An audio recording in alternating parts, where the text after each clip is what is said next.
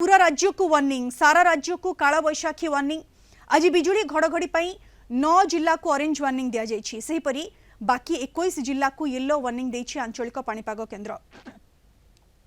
किछि जिल्ला रे गरम और गुळगुळी एभली भाबरे लागि रहइबो। आसंता काली हीट वेव पई 7 जिला को ऑरेंज वार्निंग और उष्म आर्द्रता पई 17 जिला को येलो अलर्ट जारी करा जायछि।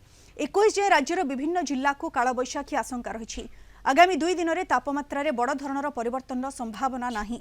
परवर्ती समय रे दिन तापमात्रा 2 ରୁ 3 डिग्री सेल्सियस खसी पारे एने पूर्वानुमान करिछि आंचलिक पाणीपाग विज्ञान केन्द्र। तेबे मौसुमी अग्रगति पई पाग अनुकूल रहिछि। ए संपर्क में अधिक विस्तृत भाव में आलोचना करबा आम सहित फोन लाइन जोड़ी होइछंती पाणीपाग विशेषज्ञ विश्वजित साहू। सुत साहू, स्वागत करुछि आपनकु कलिंग टीवी को।